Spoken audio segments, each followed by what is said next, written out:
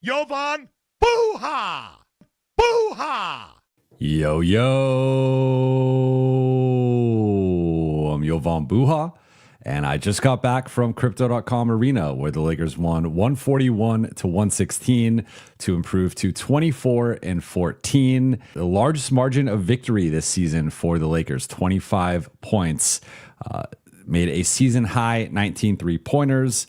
They remain number 5 in the West. But what a palate cleanser from the Lakers.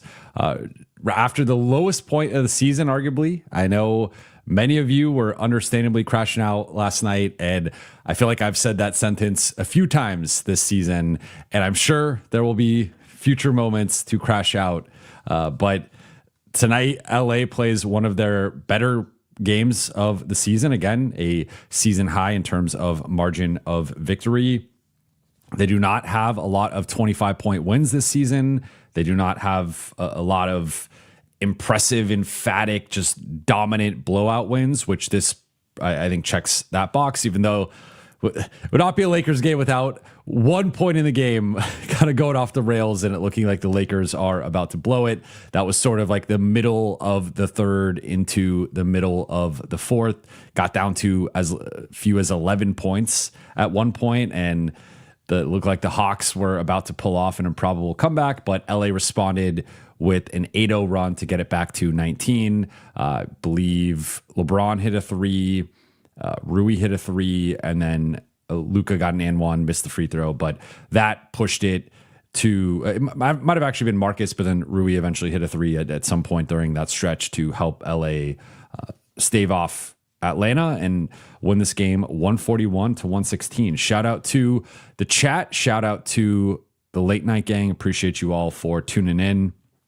Let's get into it. So Lakers win 141 to 116. 141, quite the offensive performance from LA. And Buha's big picture is, I believe this win started before the Lakers stepped foot on the floor. And so my big picture takeaway is going to be setting the tone on the back-to-back. And so just as we all expected, the Lakers get blown out in Sacramento, and then they come back and blow out the Atlanta Hawks. I will be the first to admit I completely misread both of these games. I thought the Sacramento game was the easiest game of this week, this 5-game stretch in 7 days. And I thought the Atlanta game was arguably the toughest one, especially factoring in, coming off of travel from Sacramento back to LA, though technically they got the travel over the weekend. But I thought it was probably between this game and the Toronto game. But with Atlanta's been playing reasonably well lately. I think they've won like 4 to 6, if I'm not mistaken, or something like that. But they have some wins against Denver and Golden State and Minnesota and New York over the last couple of weeks. So they've beaten some pretty good teams. I think New York was pretty decimated. Denver was pretty decimated, but still they've beaten some good teams, some teams that have been in a certain groove. And with their style of play, with the way that they whooped the Lakers back in November, remember that was one of the worst losses of the season, was LA losing to Atlanta on that multi-game trip where they also lost to OKC. I thought the Lakers were like second out of a back-to-back coming off of a brutal loss. You have LeBron and Luka being game-time decisions. And when I saw they were playing, I was like, hey, that's admirable. It takes a lot for guys, especially when you're banged up, to play second out of a back-to-back, especially with how cautious the Lakers have been in terms of the medical staff. But I was like, I don't know what to expect tonight, right? And even with the start, it was a little sluggish. They had an air ball. They had several short jumpers. It was like you could tell they had heavy legs to start this game. But I believe this one started before the game because of two things. One, both LeBron James and Luka Doncic decided to play. And again, I know that we don't necessarily have to commend stars for playing in games or playing on the second night of a back-to-back, but LeBron had not yet played on the second night of a back-to-back. Luka has clearly been banged up to some degree over the last few weeks. So I just wanted to acknowledge, I thought that was commendable from both of those guys. But like that to me sent a certain message to this group, a certain message to this team of those two guys justifiably could have taken the night off. LeBron could have been like, hey, I'm 41, you're 23. I'm dealing with the sciatica. I'm dealing with the foot. I'm not playing tonight. I want to set myself up for the rest of the week. Luka could have been like, I've been dealing with the calf, the groin, variety of lower extremity injuries. I am not playing tonight. Like I need a break. I'm among the league leader in minutes. I need tonight off. Both guys said no. We're playing tonight. We're going for it. We need a palate cleanser. It's not sitting right the way that we've been playing lately. It's not sitting right the way that we lost to Sacramento. And I thought both guys came out and set a tone from the jump and through that first quarter, through that first half. And that's what set LA up for victory. But then the other thing was LA had a 10-minute pregame meeting, which is par for, they do that every game. But for whatever reason, I don't know what changes, or I don't yet know what changes JJ made to the pregame situation. He would not talk further about it postgame, but whatever JJ did pregame got through to the guys. He felt it was one of the best pregame meetings of the season, and that there was just everyone was on the same page. Everyone was rowing in the same direction. LeBron talked about it after the game. Luka talked about it after the game. So whatever JJ did worked. And I thought you just saw, like with this group, you could just sometimes tell from the beginning of a game, right? Like how many times, and that's where we get into the starting lineup and some of the slow starts. But like sometimes the Lakers just don't have it that night, and sometimes they do. And tonight was one of the nights where you kind of leave this game and you're like, where's this team been hiding? Like, why have we not seen this group more consistently? And it's not from a results perspective, because you're not going to hit a season high 19 threes every single game. LA certainly had one of their better shooting performances of the season. There's some variance within that. I really think if you look at the last two games, it's like polar opposites in terms of shooting performance. LA barely gets to 12 made threes last night. Really, in the competitive portion of the game, it was 10 made threes, and then they get to 19 tonight, including 12 in the first half. So it's like the polar opposite examples of what this team could do offensively on as a shooting unit. But I think it really started before the game with Luka and LeBron deciding to say, like, hey, we're not cool with how things went last night, how things have been going lately. We're going to play tonight, and not only play tonight, but be bought into the defensive scheme. I thought it was with both guys, two of their better passing performances recently in the last few weeks without Austin. And LeBron, I thought fourth quarter, 12 points, had some really big shots and baskets, getting downhill, getting out in transition. Luka, with the 12 assists leading the way that way, also hit 5 threes. So just a really nice win for the Lakers. I think that this is a different, not only because of the final score, but I would even argue because of the caliber of opponent and how the opponent has been playing. This to me is definitely better than the New Orleans win, but also better than the Memphis wins. I think Atlanta's better than Memphis, and I think their style of play tests the Lakers. They have athletes, they have speed, they get out in transition, they push the pace. I think they have more guys that can beat you off the dribble than Memphis does. So just a really, really solid win. I cannot emphasize that enough from the Lakers. In terms of notable performers, already touched on a couple of them, but got to start with LeBron James, who we've been starting with lately, pretty frequently. Like he's been playing much better. I thought this was one of his best games of the season. 31 points, 9 rebounds, and 10 assists on the second night of a back-to-back for a 41-year-old. It's just insanity. 12 of 20 shooting, 2 for 4 on threes. So he was 10 for 16 inside the arc, 5 for 6 on free throws. Had a steal and a block. Did have 4 turnovers. Really, again, the only blemish with, like, oftentimes with Luka and LeBron, it's the turnovers and sometimes the defense. I thought LeBron had some good defensive stretches and moments in this game. Did have some, especially off ball. The Lakers just can never figure out their off ball defense, especially with some of those starting groups where they just give up back cuts and transition baskets left and right. But outside of that, I thought LeBron was awesome tonight, and I thought he really set a tone with, like, one of the things we've seen with him lately that I thought really shined through tonight was just he just has a knack for like, and Luka has it too. And I think that's what makes those two potentially such a devastating combo together is like they can sense when a game is starting to turn left, and they sort of know how to reset and recalibrate in the moment, and then when to go for that kill shot, right? So the Lakers will start to be losing some momentum, and then LeBron will generate an easy bucket for DA or an open corner three, or he himself will call his own number and get downhill and get a layup. It's just like he has this sense for the moment that I think it's hard to quantify, but you just see it and you know it when you see it. Same thing with Luka, but with some of his kill shots. So it's like, I just think those two guys, their ability to just say like, hey, this is getting a little bit out of hand, I need to go do something. I also thought LeBron did that in the fourth quarter. I think that is something that is special, is not just unique to them. There's obviously other superstars that can do that, but I think that they are two of the better ones in the league of like, hey, we need to recalibrate and figure this out. Luka, 27, 5 and 12, 7 of 16 shooting, 5 and 9 on threes, 8 of 10 at the free throw line. So if Luka continues to be, he's either making his twos or his threes.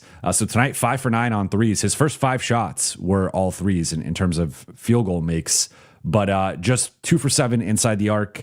Also had 7 turnovers, including 5 in that third quarter, which was like kind of stuck out as the Lakers like one bad quarter. Otherwise, they had 37 plus in each of the other 3. But Luka, I thought, I mean, he had that incredible block on Jalen Johnson, and I think like he's continues to be bought in defensively, and just the shot making and the ability to play off the ball. I thought LA got into a nice groove with some of their pin downs and creating spot up and catch and shoot opportunities for Luka, but then also that leading to Luka hitting the pull up threes, hitting the spot up step back threes. So just not like, I'd say Luka was good, not great tonight, but that was what the Lakers needed to get over the hump. And I thought actually I'll amend that a little bit, because I thought the passing was great tonight. And yes, he had the 7 turnovers, but I thought he did a really nice job. Like, the Lakers don't get 6 guys in double figures without his passing and his ability to manipulate the defense. Like, it got to a point after he hit 3 straight threes in that stretch to I forget if it was, I think it was middle second quarter, and then it got to the point Atlanta's doubling him at half court, and then that's unlocking the 4-on-3, 3-on-2. So I do want to note that with Luka. DeAndre Ayton, 17 points, 18 rebounds, an assist, 7 and 9 shooting. In my opinion, going through it, like, this was probably DA's best overall game, at least from a production standpoint, since like mid-November. We're going on like almost 2 months. I mean, there's maybe a game or two you could put up against it, but I would say certainly from like that mid-November-ish stretch where against Utah and Milwaukee and New Orleans, like some of his best performances of the season, I thought like this was right up there with that. And also of note, after tonight, the Lakers are 15-1 when DA scores 15 or more points. So I like the Lakers are still awaiting the injury update on Jackson Hayes. One interesting thing that JJ said pregame that I thought kind of flew under the radar was he said that the reason he could, one thing we talked about last night was sort of Jackson getting pulled in the middle of the fourth, and that he probably should have closed the game, or arguably should have closed the game. And JJ said that Jackson actually hurt his hamstring, and that's why he did not close the game last night. And I think the upside or the potential positive here, like it's unclear how long Jackson's potentially going to be out, but it does seem like DA, especially today, was playing with a different sense of vigor. And if this gets him going back to the version we saw like the first month of the season, and then LA eventually gets Austin back, like I think that is like, this is the type of performance that can hopefully propel him back to the level that he had been playing at. But I thought just 3 offensive rebounds, 15 defensive rebounds. He had 10 defensive rebound or 10 rebounds overall, like midway through the second quarter. He was cleaning the glass at a very high level, and also was second on the team in plus minus tonight. So just a really, really nice performance from DA. Jake and Marcus made some shots. Jake and Marcus combining for 33 points tonight on 10 to 15 shooting and 5 of 7 3-point shooting. And I this is actually kind of a theme for me tonight. I think that there's like some healthy competition going on in the rotation right now. So you have Rui making his return, and that putting some pressure on Jake or Marcus, because one of those guys for sure is going back to the bench once Austin is back, but there's a chance both guys go back to the bench once Rui is officially in, reacclimated and off a minutes restriction. So there's some healthy competition going there. There's obviously been some competition between DA and Jackson lately. And then you also have Kobe Bufkin, who the Lakers just signed to a 10-day. And I think that's competition for a lot of guys. That's competition for Gabe Vincent. That's competition for Dalton Connect. That's competition for Nick Smith Jr. It's competition for Bronny James. And you saw, again, I don't want to spoil like the order here that we go through, but I thought you saw some guys step up, some guys play worse, and we'll see how that ends up materializing with the rotation. But there's like multiple spots right now are sort of in flux in terms of what happens moving forward and ultimately how the Lakers move at the trade deadline. But I thought Jake and Marcus, like both guys, sometimes you don't know how much like a couple shots going down impacts a player's overall approach or energy or focus that night. But I thought both guys were more effective, that not only because of the offense, but I thought it started to materialize in different ways in terms of deflections or steals, getting out in transition. Marcus, like I do want to highlight, Marcus had a pivotal stretch midway through the second quarter where the Lakers, this was like right before the avalanche of Luka hitting the 3 straight threes and LA closing the quarter on an incredible run. But Atlanta had started to go on a run. I think they were down like 1 or 2. And Marcus has this stretch of 3 straight possessions where he calls his own number. And that could always be an adventure, but he calls his own number. The first one, he draws a foul. The second one, he turns it quickly he gets the rebound, turns it into a post up, gets a little jumper. Third one, draws a foul, makes the free throws. But it was 3 straight possessions where Marcus, either off of a turnover, a miss, or they didn't score, so it was off turnovers and misses, pushes the ball up the left side of the floor solo, calls his own number, and draws 2 shooting fouls, and then also scores on a quick post move.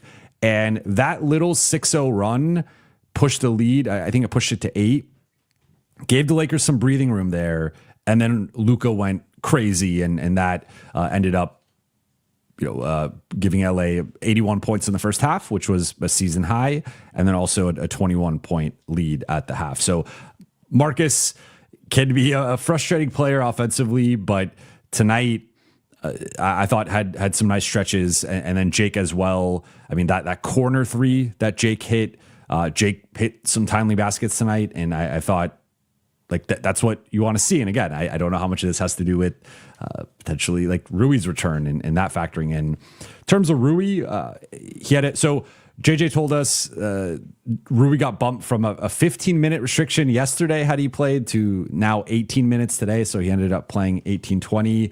I don't want to take away too much from Rui's performance. Like he did hit that 3 in the fourth. He had a pull-up jumper, which we know is one of his bread and butter shots. Also had a nice cut along the baseline. Then had another situation where he tried to post up. I think it was against CJ McCollum. Kind of flung the ball up, got the offensive rebound, missed that one as well, and then missed a couple threes. So I thought he was a little rusty in his return. Did have some nice defensive, had some bad defensive moments, also had some nice defensive moments. So I would say mixed bag on that end, but overall 7 points, 2 rebounds for Rui on 3 of 7 shooting. I don't want to he missed a couple of weeks. I don't want to take away too much from his return performance. Gabe Vincent is a guy though, who I think sensed, hey, they just signed a scoring guard to a 10-day contract. He comes out and hits 3 threes in the first quarter. Does not hit a shot the rest of the way, but those 3 threes as part of LA scoring 37 in the first quarter, I thought were huge. And similar to the Marcus stretch that Marcus had in the middle or early middle of the second, Gabe in that late first quarter stretch, the Lakers needed that because they at that point were going through a little bit of a lull offensively, and Gabe opened up the floodgates. And I think defensively continues to. I feel like it's not even on Gabe at this point. It's almost just like for whatever reason, the player he's guarding just scores, and it's sometimes even good defense on his part. But I thought CJ McCollum and Nickeil Alexander-Walker and Dyson Daniels a little bit like all got the better of him to varying degrees. Vando had a relatively quiet game by Vando's standards. He played a lot. He played up a bit. So one adjustment, and I'm going to touch on this in one of the takeaways, was like with no Jackson, LA just went small, and they played a bunch of small ball when DA was off the floor and did not go well. So that's something that we've seen kind of been up and down with them this season, but relatively quiet Vando game. But I did like his minutes when he was matched up with Jalen Johnson. It just wasn't. He was more so on Kongwu or Moget, and then DK. First shift was better than the second shift, and I don't really, I don't really know what else to say. Like, scored in garbage time, missed his 2 threes in the competitive portion of the game. And then Kobe Bufkin, I will touch on with one of my takeaways. In terms of stat of the night, has to be season high 19 threes for LA, especially coming off of last night's stinker. From a shooting perspective. And that leads us into takeaway number 1, which for me is the shooting regression hits. And I know some people want to say progression. So technically the correct term is regression, but if you want to use progression, I have no issue with it. In my head, it makes more sense to say progression. But so again, after not being able to hit a shot last night and having one of their worst shooting performances of the season, shooting 22% on threes, which included hitting 2 garbage time threes. So before that, they were under 20% on threes. They followed that up with a season high 19 threes and 56% shooting on threes. So if there was ever 2 performances that show the duality of the Lakers and their shooting and their offensive upside and downside, it was these past 2 games. But I thought tonight there was an energy with the ball, that there was a way the ball was popping and zipping. I don't think all threes are created equally, and I don't think all open threes are created equally. And I like the process that LA had tonight more so than even last night. Like last night was just an outlier. They had a bunch of good looks. They missed them. But in general, I think LA can sometimes can generate open threes, but it's still like the ball's sticking. It's not really moving around. And all of a sudden it's like end of a possession. One of the ball handlers fires a pass. I thought tonight there was some more intricacy with their actions. I liked a lot of the side to side pin down actions they were running, which they've had success with, and different stack actions, horns actions. For Gabe in particular, they ran some nice flare screens that got him going with those 3 threes. So I like the offensive process tonight, and I thought the offensive organization, only 14 turnovers, which is in that sweet spot zone, like approaching the higher end of that zone, but you live with 14 turnovers, and a couple of those also came in the fourth as LA let their foot off the gas. And then takeaway number 2 for me is small ball struggles. So we saw a preview of, and I thought it was the right call by JJ. I thought it was better to go small than play Maxi Kleba, because we know he's gone to Maxi when one of Jackson or DA has been out.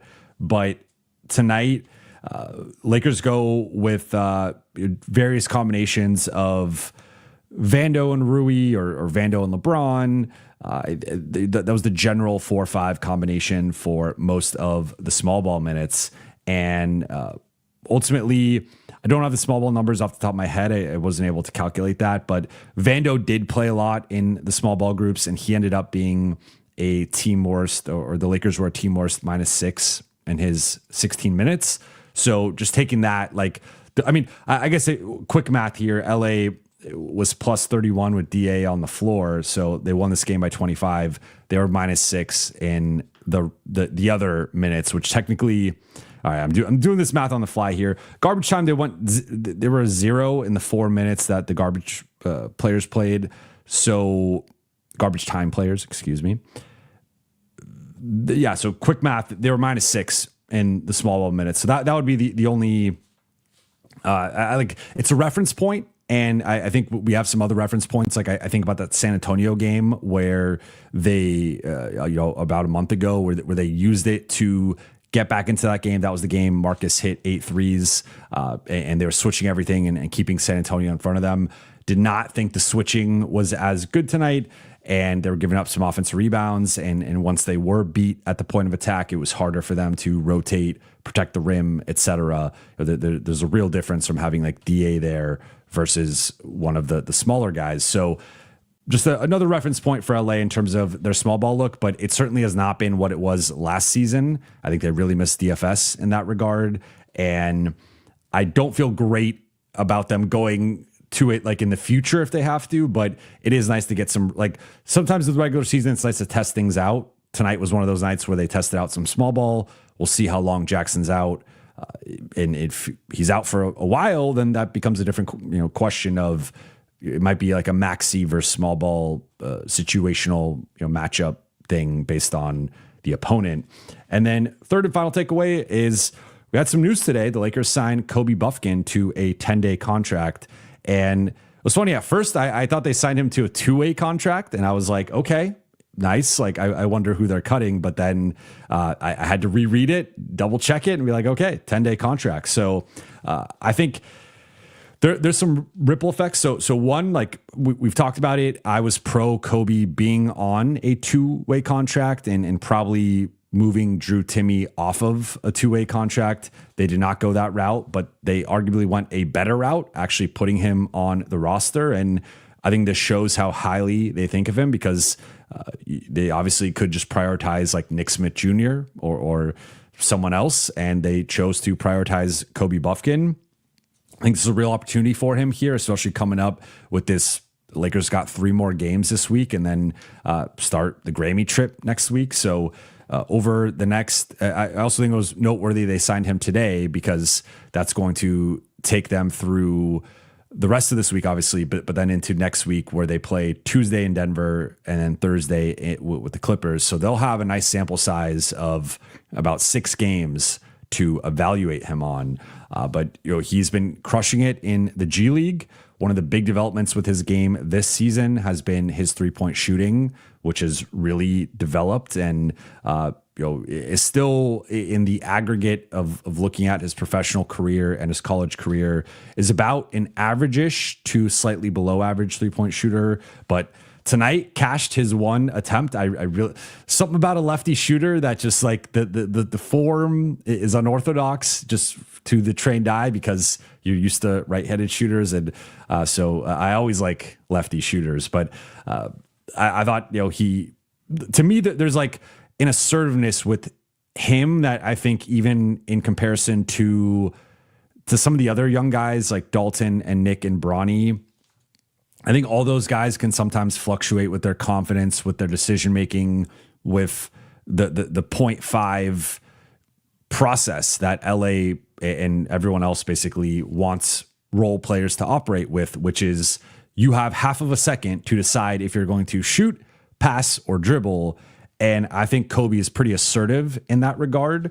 I also think he's shown some flashes defensively where he's not going to be a stopper, but can he hold his own? Can he be solid defensively? I think he's growing into that. Again, it's not like a strength of his necessarily, though he has been showing some playmaking chops, averaging over a steal, averaging over a block. So I really like the move.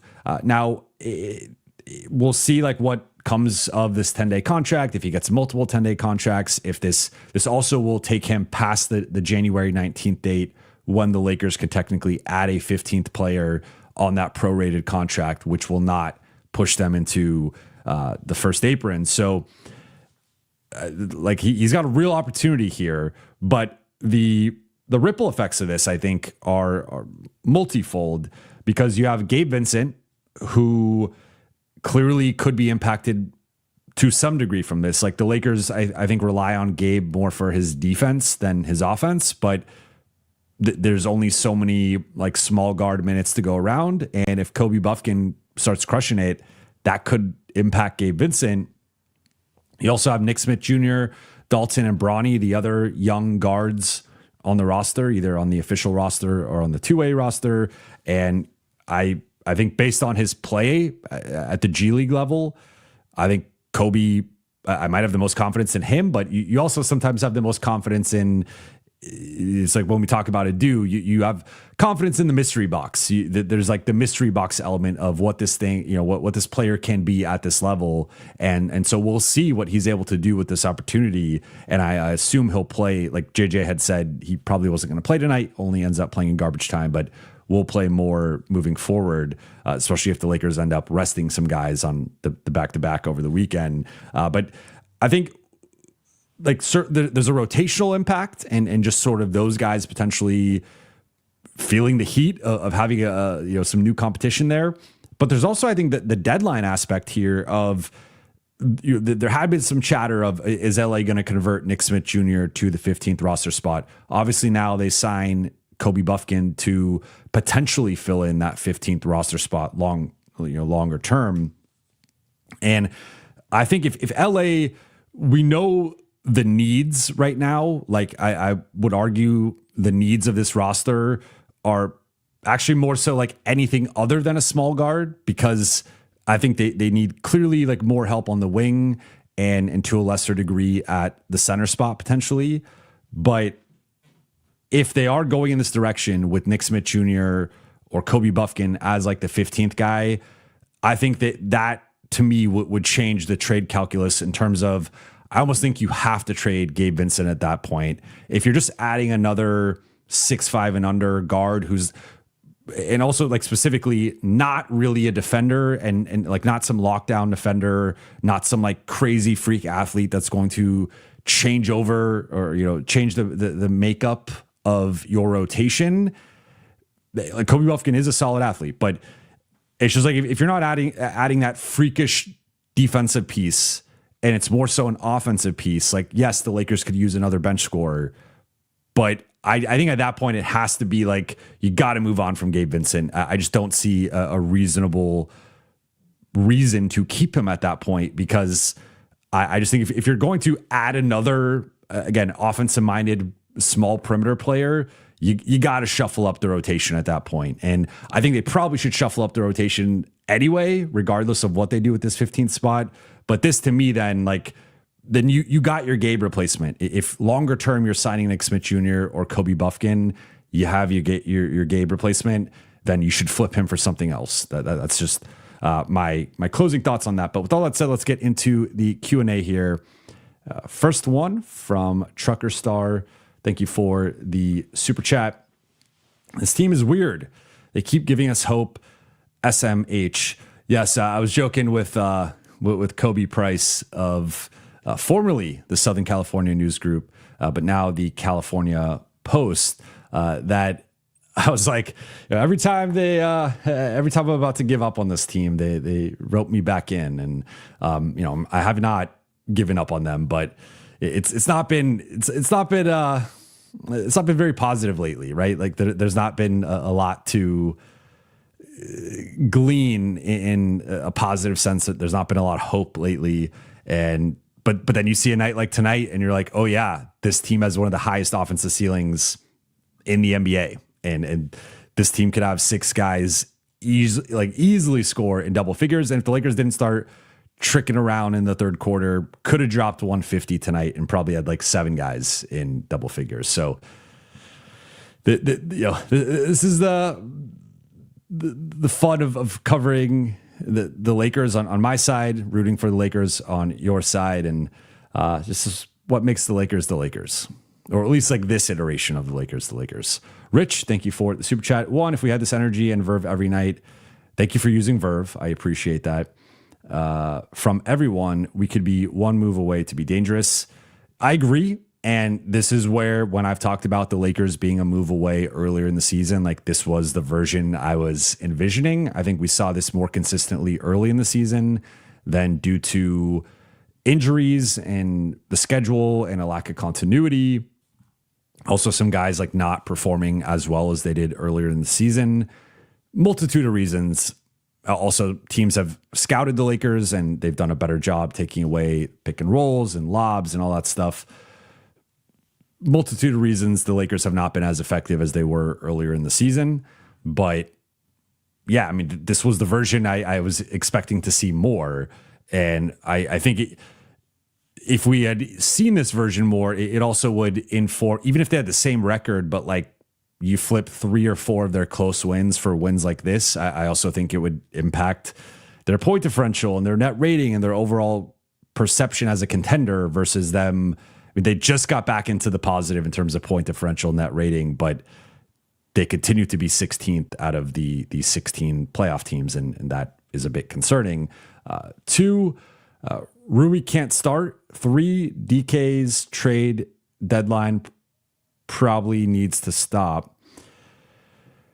2, yeah, I mean, I think the thing that I've taken away recently, especially with the offensive inconsistency with Jake and Marcus, is like, and I made this point before, I don't think the real answer is on the roster, right? Like they do not have that fifth ideal two-way guy next to the big three on this roster. It just, the player is not on the team. But I think Marcus and Jake both get closest to what the Lakers need. And I thought Rui actually thought his defense looked better when he was in more of a help position. And I actually thought Rui defended better in the small ball groups. And he also had some of those moments against San Antonio last month. But again, one of the themes there is I think Rui looks better when he's at the 4, and you cannot play Rui at the 4 when LeBron and Luka are on the floor together. Like, he's naturally going to be playing the 3 and sometimes even the 2. We've seen him guard Ant, and like that is just a mismatch that should not be happening. So I'm with you in terms of it's just really tough to make the defense work with him with that group.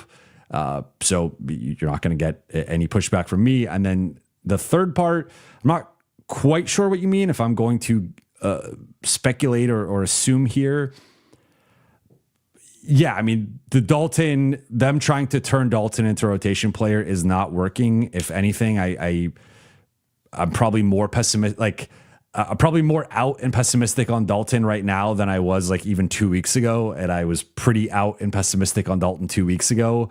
I think the minutes and the opportunity here have largely been somewhere between underwhelming to disappointing. And I think they've not done him any favor. Well, they've tried to do him some favors, but he's not done himself or the team any favors with his recent play. And I mean, we have the recent Athletic report saying that he has absolutely zero trade value. And maybe there's a team out there that can talk themselves into, was high on him during the draft process, can talk themselves into taking a flyer on him.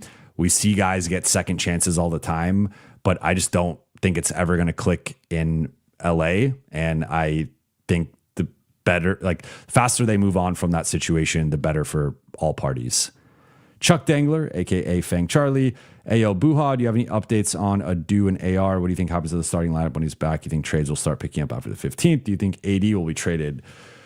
All right, let's unpack this. No updates on Adu or AR. I think AR maybe is back by like end of the month, but that seems to be maybe on like the earlier side, but no concrete update with him. And Adu, they're going to continue to be cautious with. So, I'm not really viewing Adu as a real factor this season, to be completely honest. Like, I think, and that's okay, because he was a second round pick rookie.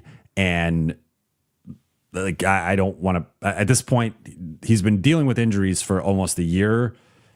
I just think like you got to get him healthy. You got to get his body right. That needs to be the priority.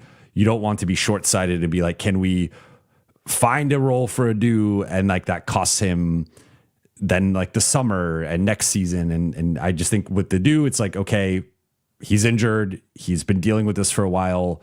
Let him get healthy and fully rest and recover.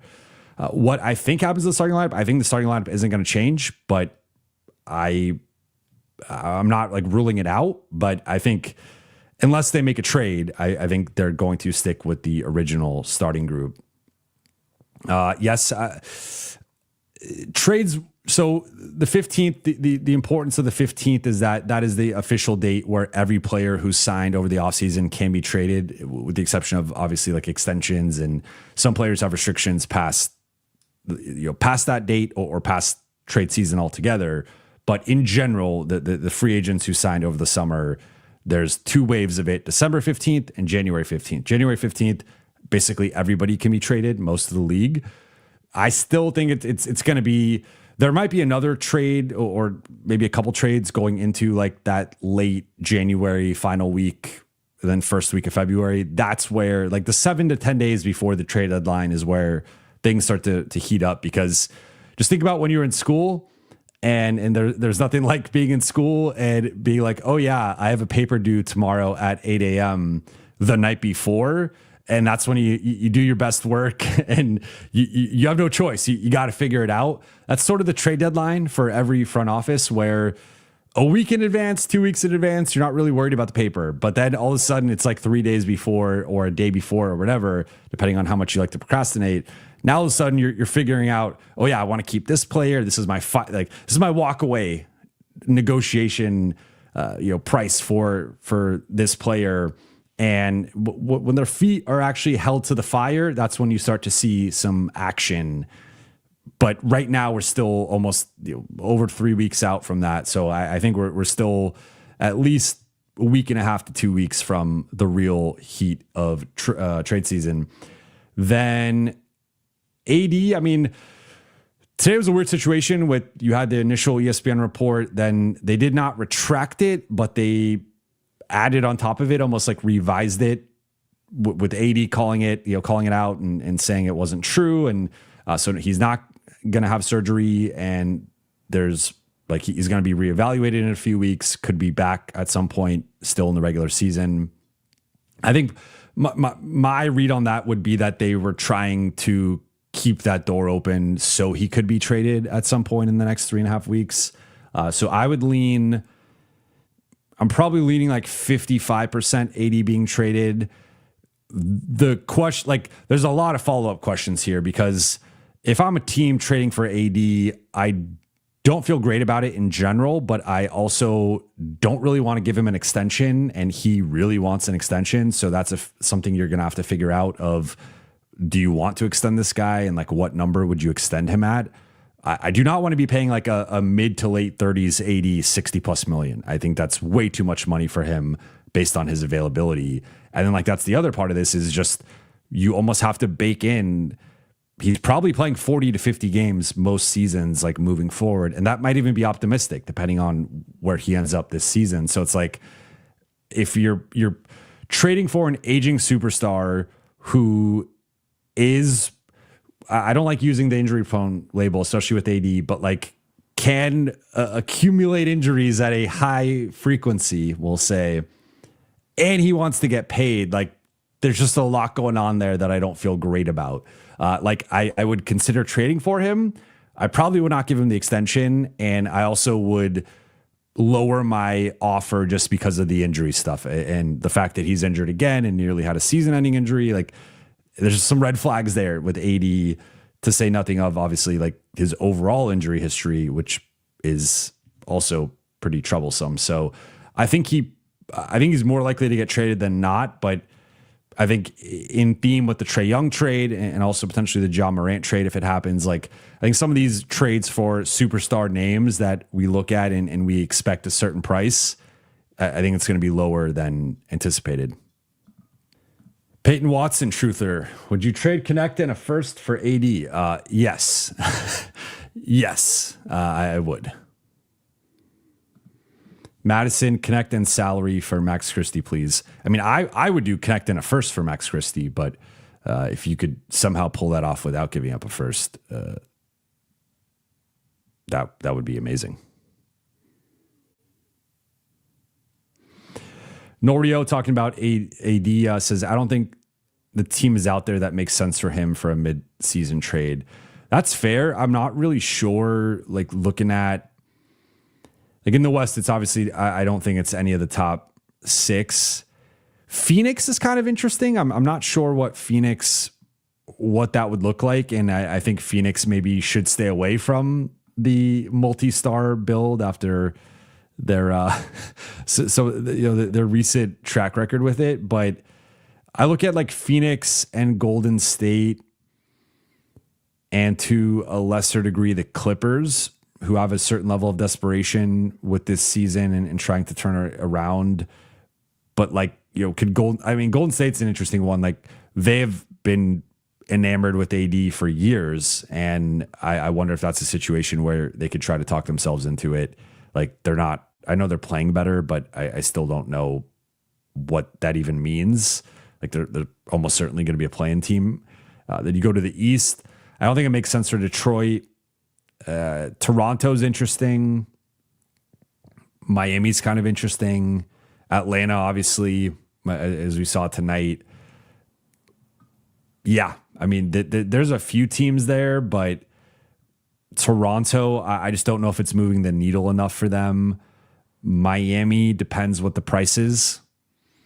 And Atlanta, I would consider it, especially if you could keep Ricochet out of it, depending on what that final, if it's like Kennard and, Porzingis and a pick or something, and then whatever other matching salary you need, that's interesting. But yeah, it's hard to find an AD trade that makes sense. Bosnian Bear, shout out to Yusuf Nurkic in the chat. Thank you for the super chat. Hey, Brate, if LeBron leaves end of the year, how long till Bronny is shown the door? I'm not sure. I would say this. I don't think that I'm pulling up, just double checking that he I believe has a team option the next 2 years. No, so Bronny's under contract for 2.3 next year, and then he has a team option the final year, 2.5. So I think Bronny would be on the roster. I think the maybe one thing that could change would be, I don't think LA would put him in a trade right now, or unless LeBron was in the trade, right? If LeBron wanted out and they figured out a situation that made sense, I could see Bronny going with him potentially. But right now, they're not going to throw in Bronny into a trade. That's just not going to happen. If LeBron has retired or has left, whatever the case may be, I think that's where the possibility of him potentially being included in a trade, if it makes sense, could happen. So he is under contract for 1 more year. Then after that, I think it just depends on what he's shown up to that point. Like I would say right now, if the season's ending right now and LeBron announces he's retiring, LeBron isn't coming back, and the season's ending right now and you have the team option on Bronny, I would probably pass on it, to be completely honest. Like I don't think he has shown enough to be on an NBA roster right now. I think he, to me, projects more as a two-way or G League guy, and it doesn't mean he can't play his way into being a full-time roster player, but I don't think at this point he has played up to that level. And I thought it was interesting tonight, like in garbage time, they're running the offense through Bronny when I thought they should have been running the offense more through Nick Smith or Kobe Bufkin. But yeah, I mean, I think he's got, like, there's really no point to waive him if you're the Lakers, because I guess depending on your financial situation, it could make some sense. But then you're gonna have to eat that money. Like I think it makes way more sense to ride out the final year and or potentially trade him, or just ride it out and then probably decline the 4th year option. But it depends how he plays next year, right? Like he certainly has shown progress from year 1 to year 2, and like the beginning of year 1 to the end of year 1. So we'll see if he can show some of that progress over the course of the regular, rest of the season. But I don't. If his contract wasn't guaranteed, then maybe they end up pivoting this summer. But because it's guaranteed, he technically will be under contract. Keon Park, thank you for the super chat. If no Rui, Gabe, and Maxi trades this deadline, should the front office give them an extension or a new contract for next trade deadline, or find sign and trade this summer? I think this is a Rui specific question. I would not extend Gabe or Maxi. I don't think you're going to get value on trying to re-sign those guys and flipping them. I think Maxi is a minimum player if he's not out of the league altogether, but there's a chance maybe he's a minimum guy for the Lakers next year just because of his dynamic with Luka. Gabe is also probably a minimum guy at this point. Like, maybe you could talk yourself into him being a taxpayer MLE guy if you really like Gabe Vincent, but I think he's probably more of a minimum guy moving forward. So for minimum guys, you do not extend those guys. I mean, you can technically, but that's not really how it works. So I don't think that, like, Gabe and Maxi, and that's why I've been advocating for trading Gabe and Maxi, because you're basically just going to lose that money. And technically you don't like lose that money. You get it in flexibility in the offseason. But if you can at least flip it for something that helps you this season, right? Like, an example that people have asked me about, Matisse Thybulle, who's also an expiring contract. I'd rather just have Matisse Thybulle on the Lakers than Gabe or Maxi. And if there was a way to, if Dalton, maybe Portland really likes Dalton or likes him to a degree of, hey, could you flip Gabe or Maxi with Dalton for Matisse Thybulle? I would do that in a second. Or could you flip one of those guys, one of those guys plus Dalton for Robert Williams? I would do that in a second. So I think there's a couple ways to look at it in terms of you could flip them with assets for future pieces that help you in the present, but also makes sense like longer term. Or you could just do it straight up for players who are better right now, also on expiring contracts, but are better fits, better players, etc. Rui's the interesting one here, because if they don't trade Rui, that to me is sort of a signal that they're looking to keep Rui, whether it's an extension or re-signing him, because you could potentially be a sign and trade candidate if they're going for a different player, right? And then you have that option. But sign and trade rules, you get hard capped at the first apron, so that's a factor for any team trading for Rui in that scenario. But if they do not trade Rui, that to me is a sign they're looking to keep him, whether it's an extension or re-signing him, because it would be nonsensical to not trade Rui and then also not keep Rui.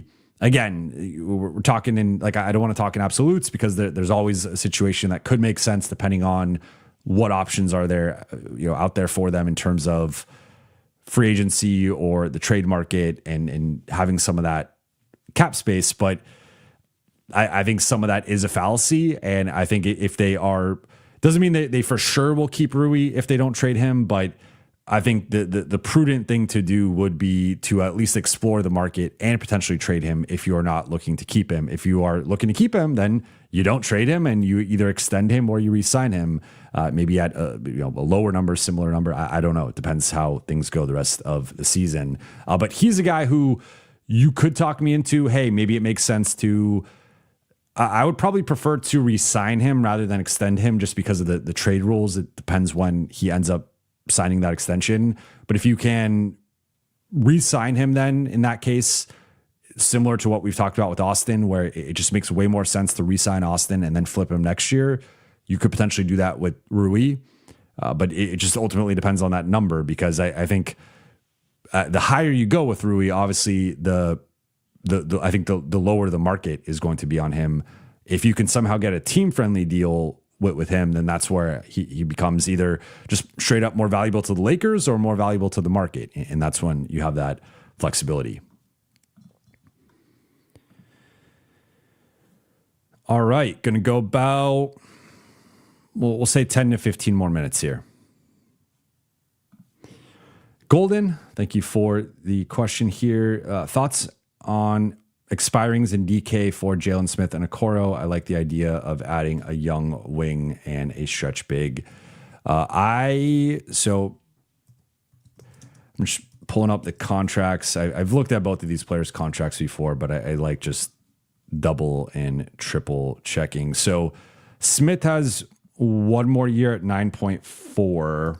which I do not love, to be honest. And then Okoro, he's got what, 2 more years? No, he's got 1 more year. He's making 11 this year, 11.8. I would consider it just because I'm a fan of I don't mind taking on money. I don't think the Lakers would do this, of committing 20 million or a little over 20 million to those 2 players. My understanding, and also what's been recently reported, is they really don't want to take on money. And again, I've talked about this last show.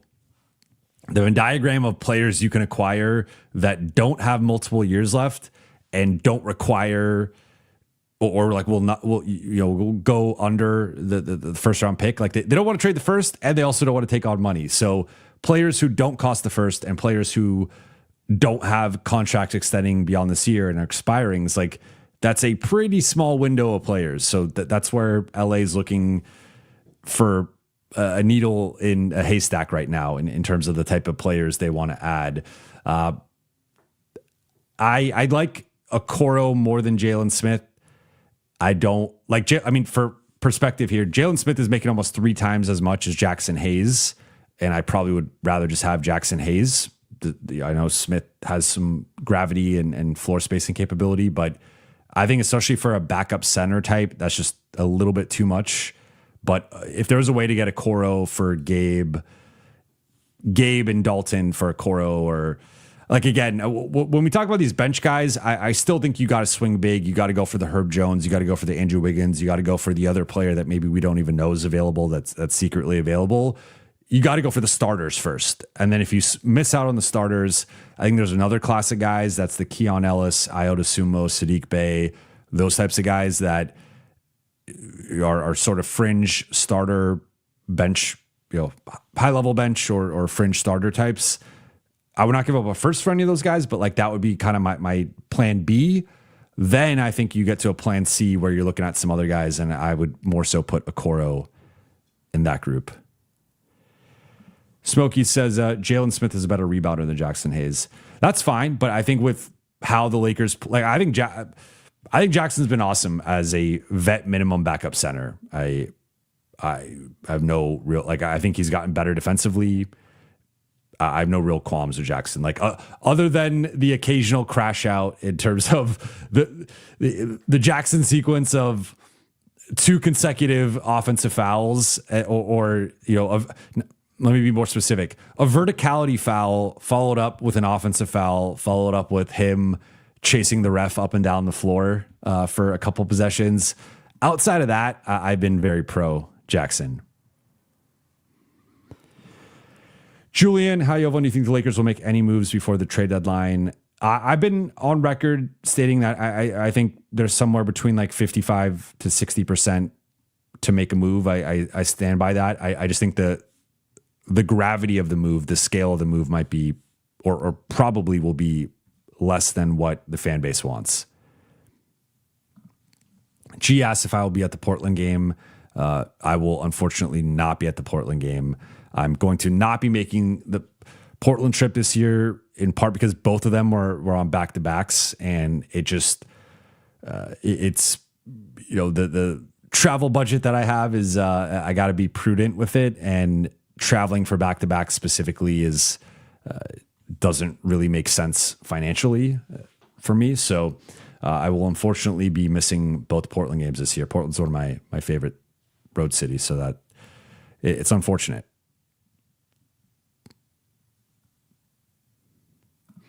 Madison asks, what are the chances of a Giannis trade? I think very, very low. I think there's a reason why the Lakers haven't even really been mentioned. They're not even really in the honorable mention.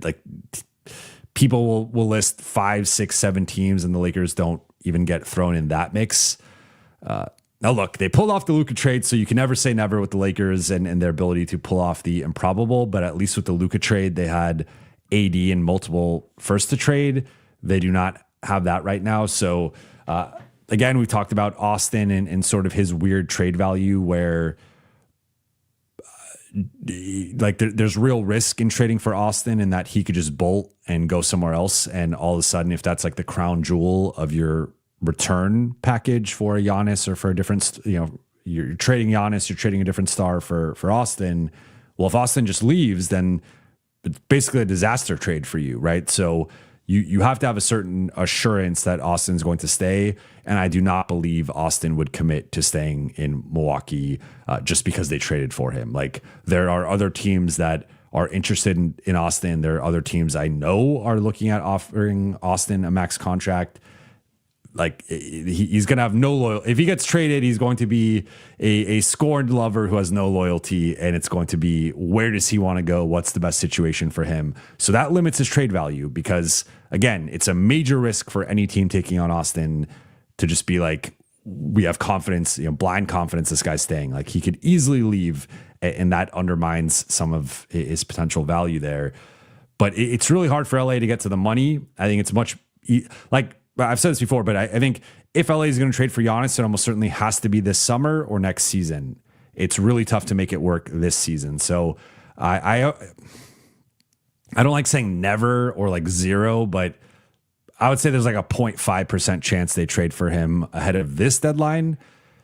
In the summer, that probably bumps up to some single digit percentage. And then maybe next season that bumps up into like the double digits, but it's pretty low in my opinion. I think it's tough for them, and they don't have the pick. Like, if I'm Milwaukee, I want a bunch of picks. I would prioritize picks over young talent, even depending on who the young player is.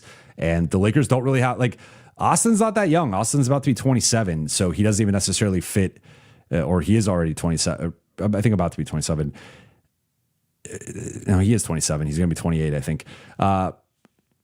He doesn't even necessarily fit a rebuilding timeline. So if Milwaukee's rebuilding, I don't know that like Austin is the guy I want to rebuild around right now, because he's going to be going into his 30s. So it doesn't really make sense.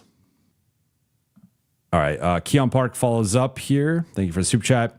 So Gabe and Maxey, if no trade, they are minimum or gone. Then Rui, if front office tries team-friendly new contract like 345 coming summer, but Rui says no, give Rui better deal, or just let him go.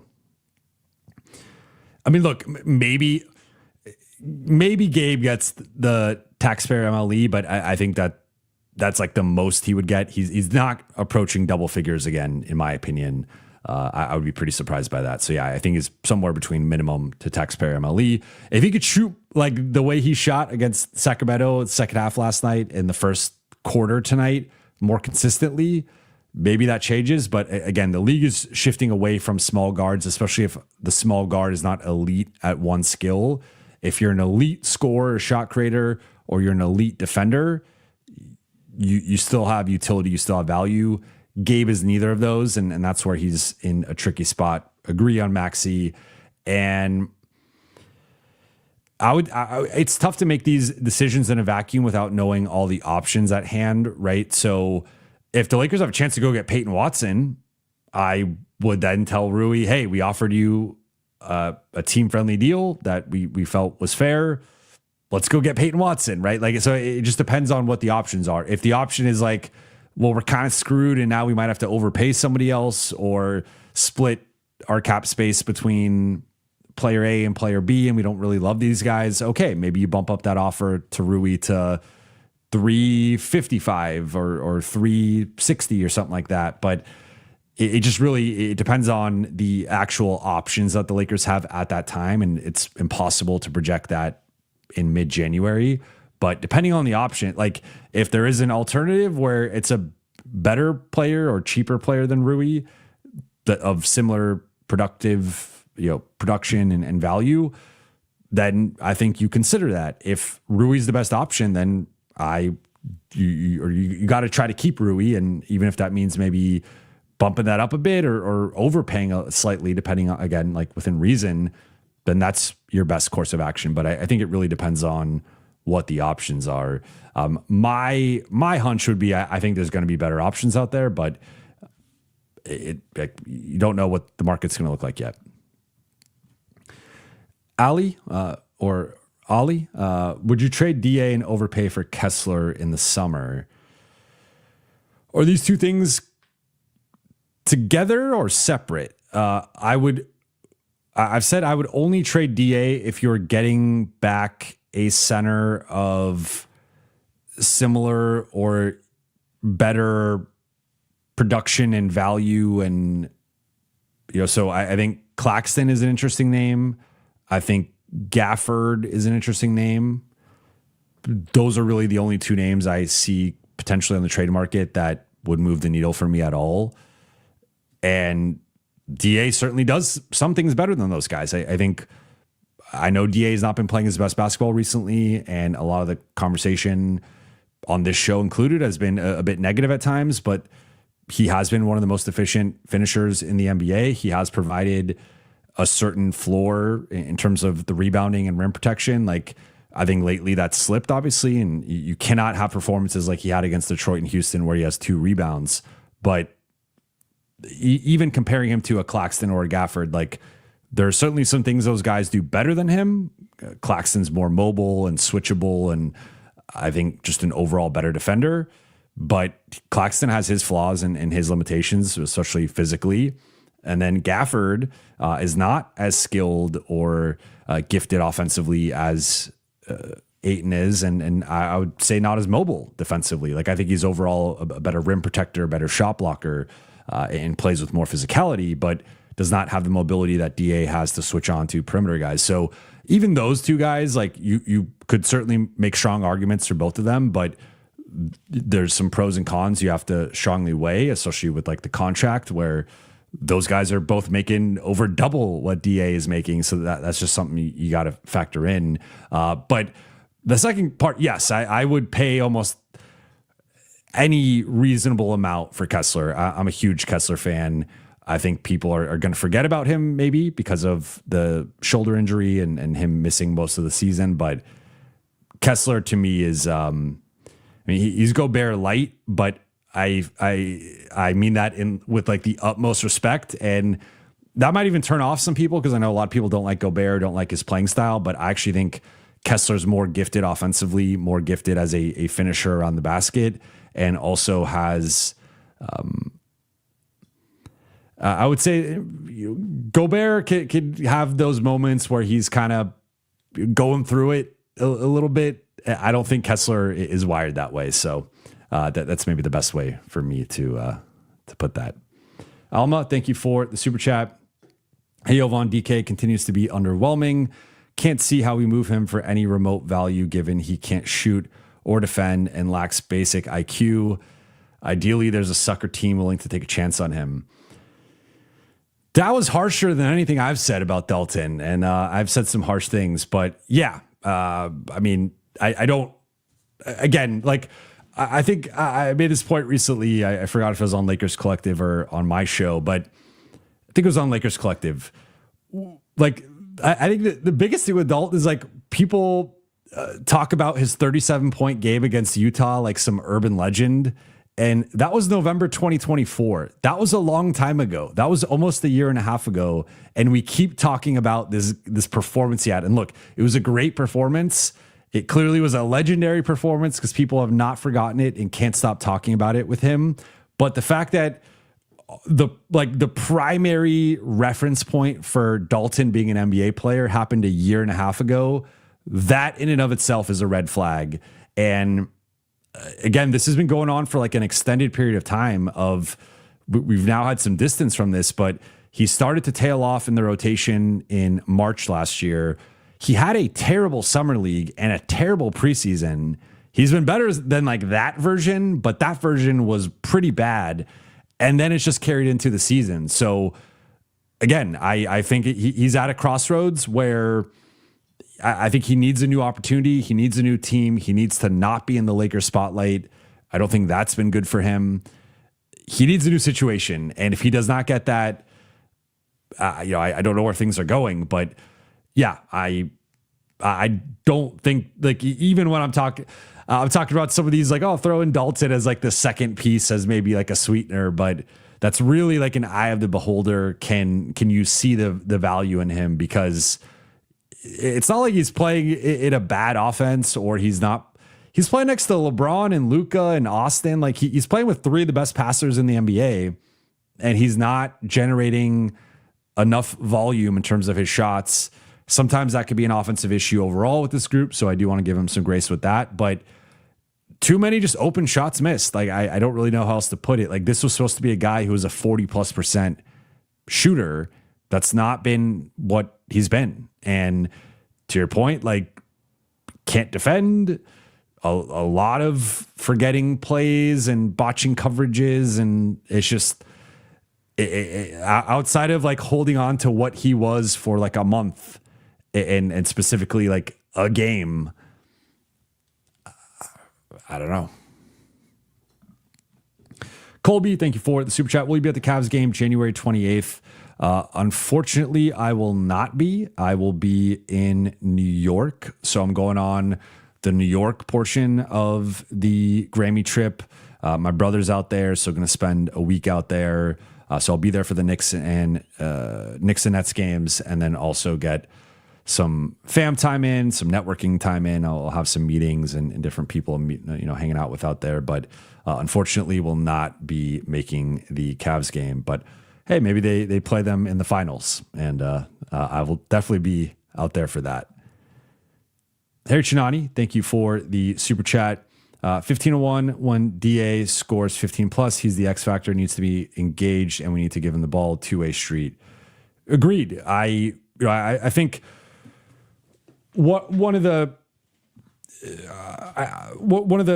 clips that stood out to me with DA that over the last few games that I wish I referenced in the moment. Like, I always have a thing or two that I wish I had said in a post game. And this was one of the things from the San Antonio game, was like, there was the one play where I think it's a Luka Ayton pick and roll that goes into Ayton catching around the elbow, around the free throw line extended.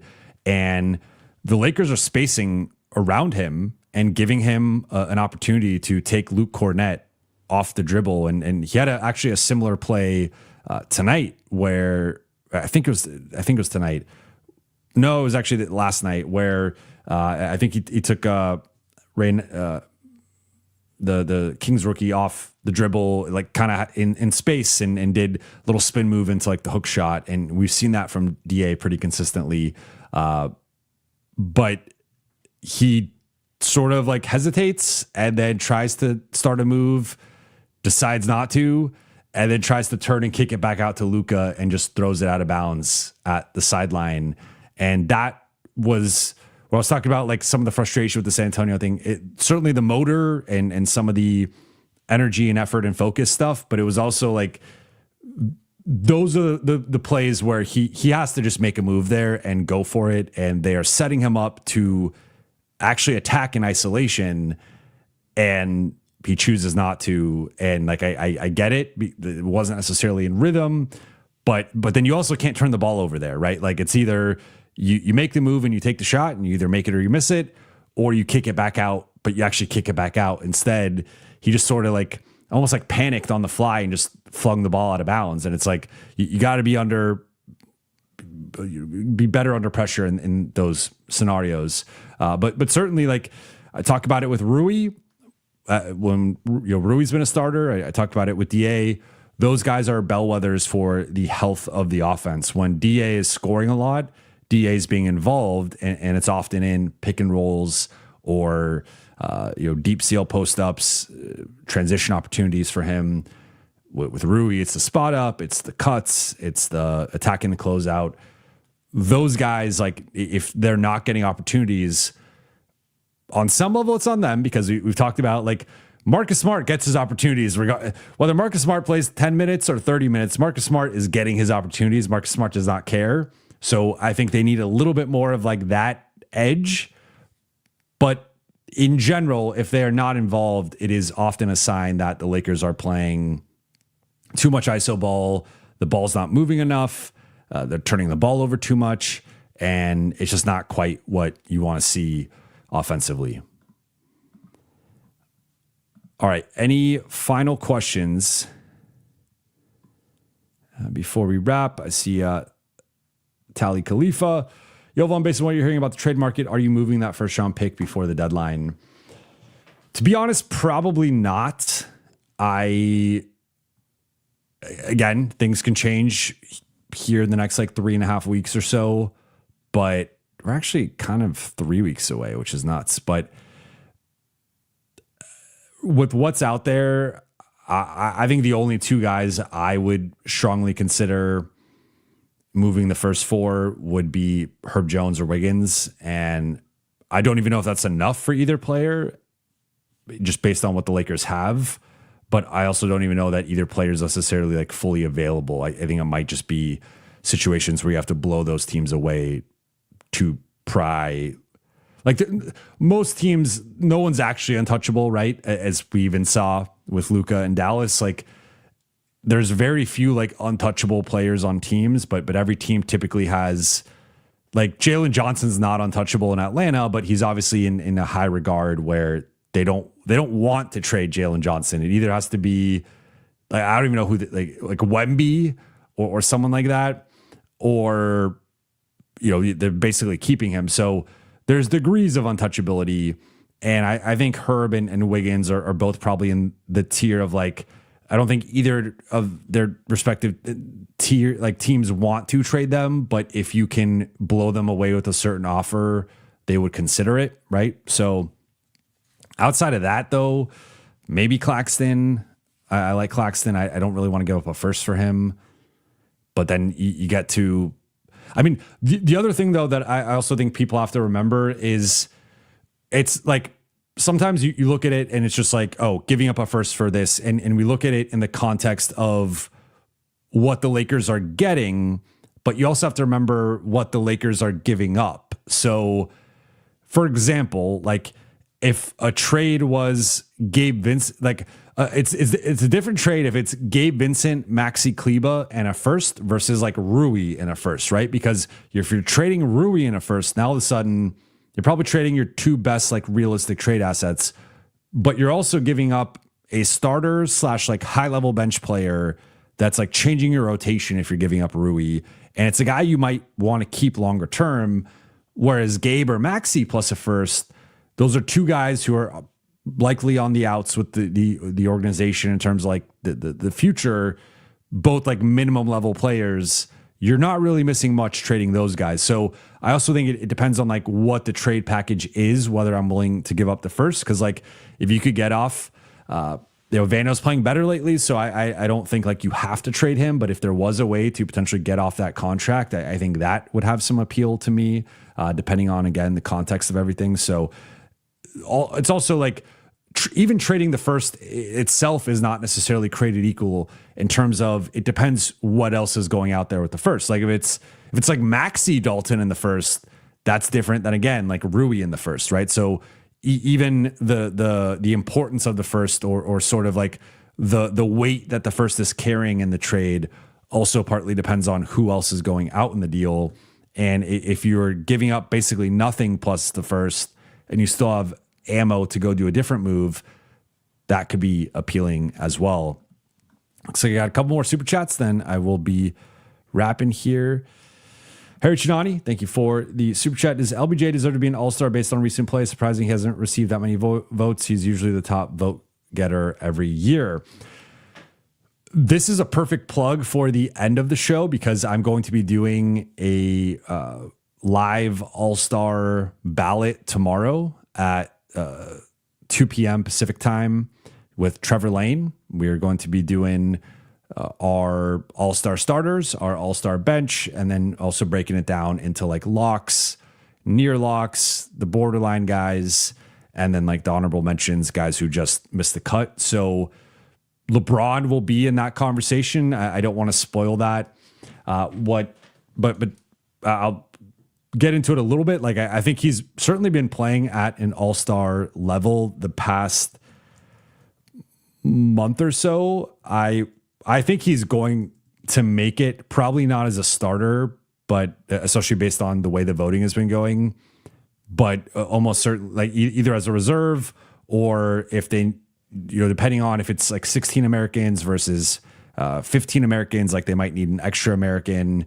And if there's an injury replacement or any opportunity for the NBA to insert itself. I think if LeBron is not voted in initially, they will find a way to put LeBron in the game, especially with it being in LA. It's not at Crypto, it's at Intuit Dome, but still, if it was in Indiana or somewhere else, like I don't know if LeBron, they'd be making as strong of a push for him potentially, but it's in LA. He doesn't really have to travel, so I think he will make it. Whether he deserves to is a different conversation. Going through it, I think it is borderline. I have close to like 9 to 10 locks. And then I think the final couple spots, it's between like multiple players, and LeBron is in that mix of multiple players. But again, don't want to spoil tomorrow's episode. Keon Park, thank you for the super chat. Do we know for sure Rui plus first for Herb or Wiggins? As in the Lakers would do this, as in the teams would do this. I believe the Lakers would do either one of these trades in terms of the framework of Rui and a first for Herb or Wiggins. But my understanding is both those teams want more than just that. And that's where it starts to get into, I would say the Rui plus DK plus first package that I reported that Miami wanted over the summer is kind of aged well, in my opinion. Like, I think, especially with DK, basically, it's almost basically just Rui in a first for Wiggins, and you throw it in DK for salary matching purposes. At the time, it seemed like a little high or a little ridiculous, but I don't think it's actually aged well on the Miami side of that. And if anything, like now, if I'm Miami, I want a do now, or I want someone else. But yeah, I think for Herb, they want a couple picks. For Wiggins, I think they would ideally want even more than just Rui in a first. But again, that gets tricky. And then final one here from Chuck Dangler. Thank you for the super chat. For y'all talking about AR, don't forget his business value will drop if he leaves LA. His brand rigor gets so much attention because he's in LA. That's a really good point. And I think, again, my understanding is Austin does not want to leave LA. Austin wants to stay. And I think that could even potentially mean him taking a slight discount depending on, or not a major discount, but like, could he take 38 instead of 42? Or is that 36 instead of 42? Something like that. I think that's in play. I don't think he's going to take like 30 instead of 42. I think that's too big of a discount, but Austin wants to be in LA, and Austin values the Lakers, the fan base, the brand, all that stuff. And the Lakers have been nothing but great to Austin. So I think it's been a mutually beneficial partnership. But yeah, certainly if Austin goes to Memphis, or if Austin goes to wherever that's not LA or New York, and even New York, I think doesn't have, like the Knicks don't have the same global power or recognition that the Lakers do. Sorry, Knicks fans. I think that it would certainly take a hit to the brand and just the standing. But I also think, depending on the situation, like if LA trades him, I don't think Laker fans are going to turn their back on him just because of that. Or if LA lowballs him and then he goes somewhere else for more money because LA lowballed him, I think Laker fans will still support him. So I think it also kind of depends on like how the potential ending goes, if there is an ending at some point in the future. But totally something to keep in mind when talking about Austin and his future. But appreciate you all. Shout out to the Late Night Gang. Going a little bit shorter tonight, but I will be back at 2 p.m. Pacific time tomorrow with Trevor Lane to break down all-star ballots, starters, bench, our locks, our borderline guys, and then also get into some Q&A with you guys. If you guys have questions for us, I'm sure there'll be some Lakers questions as always, but appreciate you guys. For those watching on YouTube, please be sure to hit that subscribe button, turn on channel notifications, and like and comment on this video. For those listening on Apple Podcasts, Spotify, or your podcast platform of choice, please be sure to follow, download, and leave a 5-star review. Shout out to the Late Night Gang. See a question in here. 2 p.m. Pacific time. 2 p.m. Pacific time. So 5 p.m. Eastern time. Appreciate you guys. Shout out to the Late Night Gang. Got an exciting merch update today that I am very excited to tell you guys about when the time is right. But the merch is heading in the right direction, and I am excited about that. But appreciate you all. Have a great rest of your night/day, and I will talk to you all tomorrow.